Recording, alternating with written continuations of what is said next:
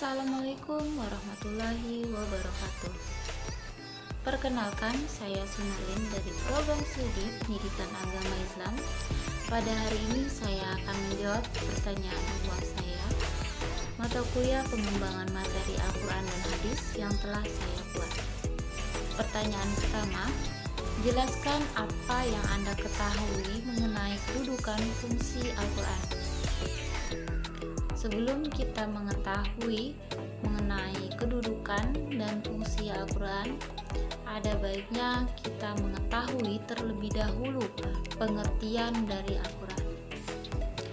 Al-Quran tersendiri merupakan kitab suci agama Islam dan memiliki kedudukan dan fungsi yang signifikan dalam agama. Kedudukan atau posisi Al-Quran itu ialah pedoman utama bagi umat Islam dan tidak boleh ada aturan yang bertentangan dengannya. Al-Quran juga merupakan wahyu langsung dari Allah Subhanahu wa Ta'ala dan berisi berbagai petunjuk dari perintah yang harus dipatuhi oleh umat Islam. Selanjutnya yaitu fungsi Al-Quran. Fungsi Al-Quran ini memberikan tuntunan dalam berbagai hal termasuk akidah, hukum, dan akhlak dengan meletakkan prinsip-prinsip dasar dari masalah-masalah tersebut. Al-Quran adalah sumber utama ajaran Islam yang dimana sumber pertama hukum Islam ini memberikan tuntunan tentang berbagai masalah termasuk iman, syariah, dan moralitas yang berisi berbagai ajaran nasihat dan peringatan tentang kehidupan bagi mereka yang takut kepada Allah SWT. Al-Quran juga merupakan pedoman umat Islam yang dimana dalam kehidupan sehari-harinya yang memuat hukum-hukum dan pedoman bagi kehidupan manusia. Dalam hal ini termasuk pedoman bagi manusia. Dan pertanyaan kedua, jelaskan mengenai sejarah penghimpunan dan pembukuan Al-Quran. Sejarah penghimpunan dan pembukuan Al-Quran dapat dibagi menjadi dua tahap, yaitu pada masa Rasulullah SAW dan pada masa Khulafaur Rasyidin, yang dimana pada masa Rasulullah ini Al-Quran dikumpulkan dengan dua cara, yaitu melalui hafalan dan melalui penulisan. Ayat-ayat yang diturunkan secara bertahap ditulis pada papan-papan kulit domba, kurma, dan dihafal. Pada masa itu, pada masa Khulafaur Rasyidin, setelah terjadinya perang Yamamah yang merenggut korban 70 orang Qura, Khalifah berpikir untuk menghimpun surah-surah dari ayat-ayat Al-Quran dalam satu mazhab karena khawatir akan terjadinya perang lagi serta khawatir akan punahnya para Qura tadi dan hilangnya Al-Quran karena kematian mereka. Khulafah memerintahkan kepada sekelompok Qura yang dimana sahabat di bawah pimpinan Zaid bin Sabit untuk menghimpun Al-Quran. Mushaf tersebut dihasilkan dari penghimpunan kemudian disebut sebagai mushaf. Penghimpunan tersebut dilakukan dengan sangat hati-hati dan diriwayatkan bahwa sahabat yang menyetorkan ayat Al-Quran tersebut harus disertai dua orang saksi. Perjalanan panjang sejarah penulisan Al-Quran ini makin mengkokohkan keotentikan dari segi Al-Quran. Pertanyaan ketiga, apa yang Anda pahami tentang kemukjizatan Al-Quran? Jelaskan. Kemukjizatan Al-Quran adalah keistimewaan atau keajaiban yang terdapat dalam Al-Quran. Berikut adalah beberapa karakteristik kemukjizatan dari Al-Quran. Yang pertama, isi Al-Quran tidak dapat ditiru oleh manusia. Dan yang kedua, isi Al-Quran sejalan dengan fitrah manusia. Dan yang ketiga, isi Al-Quran sejalan dengan temuan ilmiah. Dan yang keempat, yaitu isi Al-Quran berlaku sepanjang masa. Dan yang kelima, yaitu Al-Quran memiliki kemampuan untuk melindungi isinya dari berbagai serangan. Dan yang keenam, yaitu Al-Quran memiliki adjektif kefasihan, yang dimana kata-katanya dipilihnya dan keindahannya digunakannya serta kekuatannya berpengaruh yang ditimbulkannya. Al-Quran juga melahirkan satu peradaban baru dan membentuk lingkungan yang berperadaban tinggi, baik dari segi pemikiran maupun sosial kemasyarakatan. Dan yang terakhir, Al-Quran memiliki kemampuan untuk mengubah bangsa Arab, para pengembala binatang ternak, menjadi pemimpin dan pemegang kendali peradaban manusia. Kemujizatan Al-Quran terdapat dalam banyak aspek seperti lafziyah atau aspek kebahasaan, maknawiyah dan ruhiyah, yang dimana terdapat beberapa perbedaan dalam menentukan beberapa jumlah aspek dalam kemujizatan Al-Quran. Namun kesepakatan para ulama bahwa Al-Quran merupakan mempunyai mukjizat bukan hanya dalam satu sisi tertentu saja, namun melainkan dalam banyak aspek. Pertanyaan keempat, apa yang Anda pahami tentang penafsiran Al-Quran dengan metode tahlili? Berikan satu contoh ayat dengan penafsiran metode tersebut beserta penjelasan tafsirnya.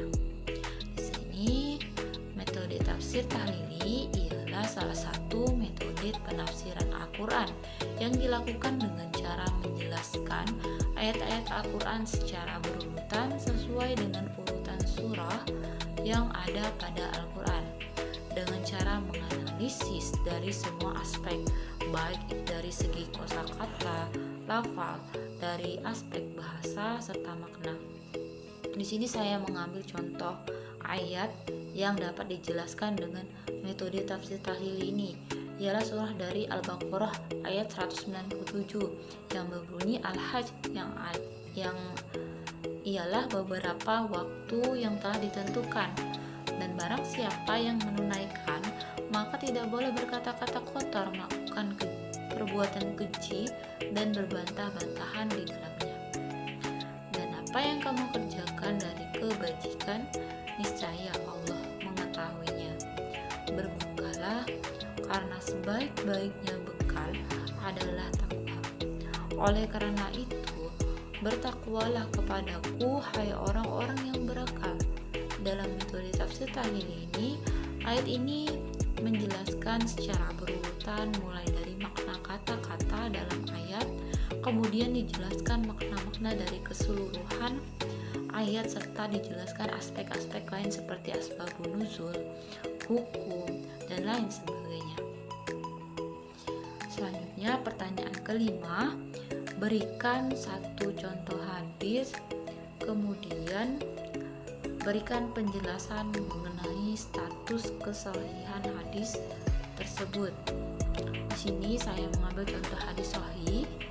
Pertama, kita harus mengetahui hadis sahih tersebut, barang siapa yang beriman kepada Allah dan hari akhir, maka hendaklah ia berkata yang baik atau diam.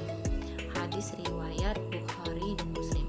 Hadis ini dianggap sahih karena memenuhi kriteria hadis sahih, yaitu sanadnya bersambung, diriwayatkan oleh rawi yang adil dan dhabit dari rawi yang lain, yang juga adil dan dhabit sampai akhir sanad, dan hadis itu tidak janggal serta tidak mengandung cacat atau ilat.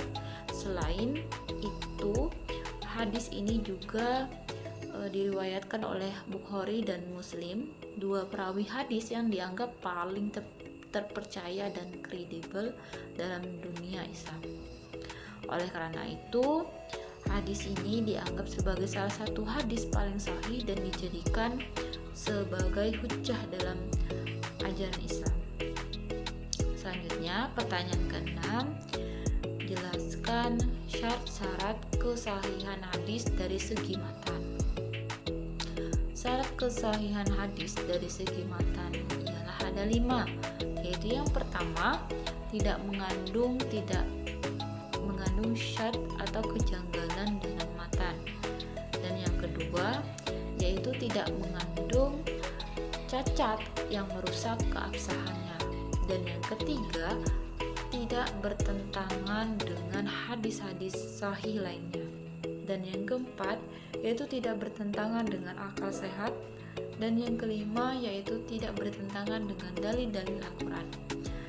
Syarat ini harus dipenuhi agar suatu hadis dapat digolongkan sebagai hadis sahih dari segi matanya. Adapun dari syarat sahih kesahihannya itu, hadis dari segi matan ini juga dianggap bahwa matan hadis tersebut harus sesuai dengan akal sehat dan tidak bertentangan dengan dalil-dalil yang lebih kuat. Selain itu juga matan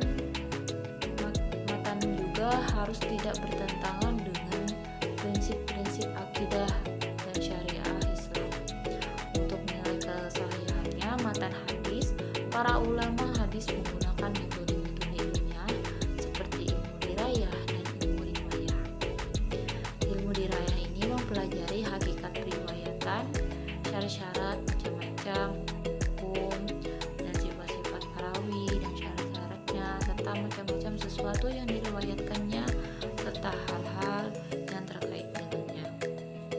Sedangkan ilmu riwayah ini mempelajari tata cara persambungan hadis sampai kepada Rasulullah SAW dari segi hal ihwal perawinya, kedabitannya, keadilannya, dan kesambungannya tidak mata-rantai sanadnya. Adapun yang dimaksud dengan sanad adalah mata rantai yang terdiri dari para periwayat hadis yang bersambung sampai kepada matan hadis. Baiklah, sekian presentasi dari saya. Terima kasih, semoga dapat menambah wawasan Anda, dan apabila ada tutur kata yang sengaja maupun tidak sengaja,